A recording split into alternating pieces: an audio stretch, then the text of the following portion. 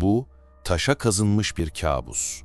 Kırık kireç taşı parçaları üzerinde 4500 yıllık bir vahşetin yankıları donup kalmış. Bir kral, ordusunun başında düşmanlarının cesetlerini çiğnerken tasvir edilmiş. Savaş arabaları ölülerin üzerinden geçerken ve gökyüzünde ziyafetlerine başlamak için sabırsızlanan akbabalar süzülürken, bu anıt bize sadece bir zaferi değil, çok daha rahatsız edici bir gerçeği anlatır. Bu, insanlığın kendi icat ettiği bir cehennemin doğum belgesidir. Tarih boyunca sayısız savaş yapıldı, imparatorluklar kuruldu ve yıkıldı. Peki ya ilki? İnsanların komşularını organize bir orduyla, stratejiyle ve devletin tüm gücüyle yok etmeye karar verdiği o ilk an hangisiydi? Bu sadece bir kavga ya da kabile çatışması değil, taşla, bronzla ve kanla yazılan bir hikaye. Bu, medeniyetin gölgesinde doğan ve tarihin ilk savaşı olarak kayıtlara geçen iki kardeş şehrin acımasız mücadelesinin hikayesi. Ancak organize savaşı anlamak için önce şiddetin daha derin köklerine inmeliyiz. Savaştan çok önce şiddet vardı. Yaklaşık 13.000 yıl önce bugünkü Sudan topraklarında Cebel Sahaba'da bir grup insan toprağa verildi.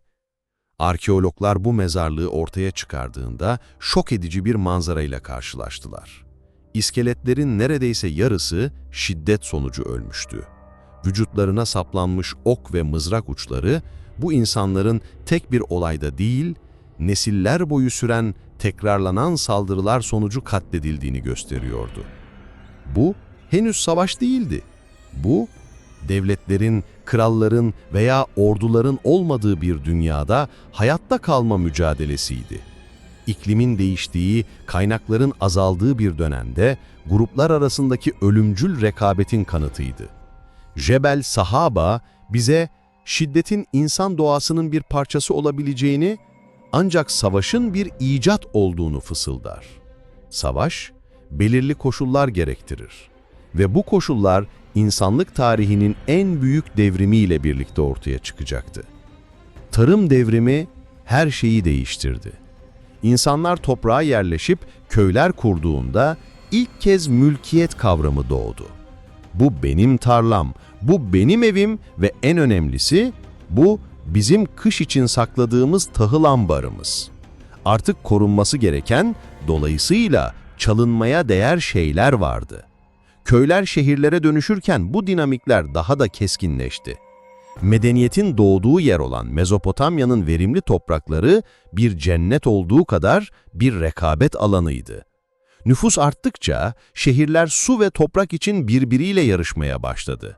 Toplumda bir hiyerarşi oluştu, halkı yöneten, vergileri toplayan ve düzeni sağlayan bir yönetici sınıfı ortaya çıktı. Bu sınıf düzeni sağlamak için güce, yani askerlere ihtiyaç duyuyordu. Ve en önemlisi, soyut bir kimlik doğdu. Biz ve onlar. Bizim şehrimiz Lagash, bizim tanrımız Ningirsu. Onların şehri Unma, onların tanrısı Shara. Bu kimlikler insanları ortak bir amaç uğruna ölmeye ve öldürmeye ikna etmenin en güçlü aracı olacaktı.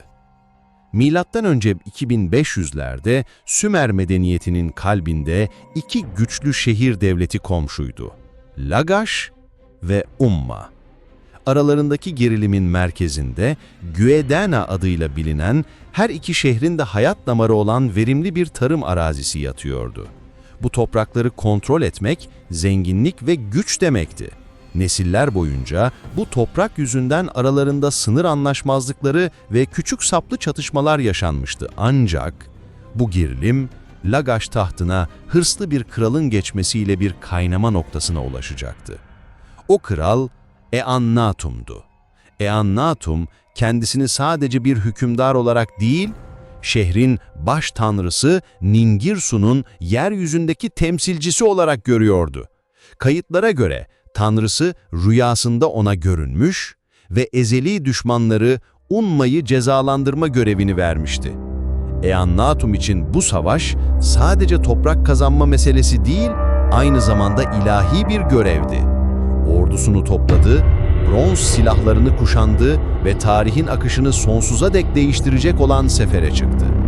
Bu savaşın hikayesi bize Eannatum'un emriyle dikilen ve bugün Akbabalar steli olarak bildiğimiz zafer anıtı aracılığıyla ulaştı.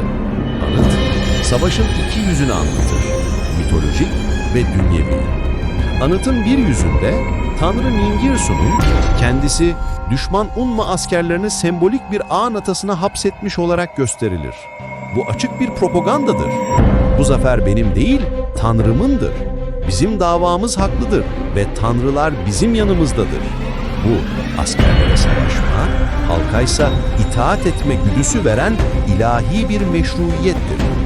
Anıtın diğer yüzü ise savaşın acımasız gerçeğini göz önüne serer. Eannatum iki farklı rolde tasvir edilir. Birincisinde bir savaş arabasının üzerinde teknolojik üstünlüğün ve kraliyet gücünün bir sembolü olarak ordusuna komando eder. İkinci ve daha devrimci olan tasvirde Eannatum arabasından inmiş, yaya olarak askerlerinin başında yürür.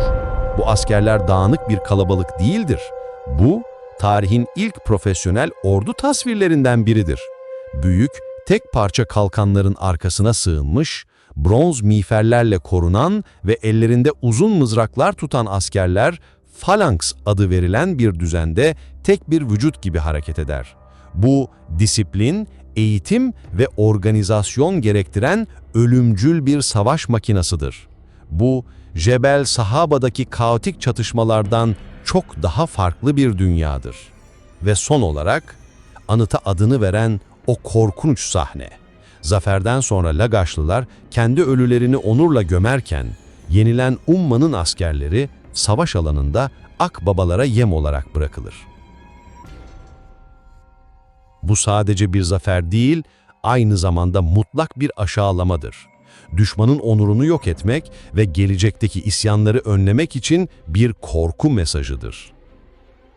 Lagaş ve Umma arasındaki bu savaş, gelecekteki tüm savaşların bir prototipini sunar.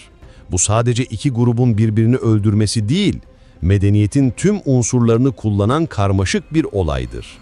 Propaganda, Akbabalar stele objektif bir tarih kaydı değildir.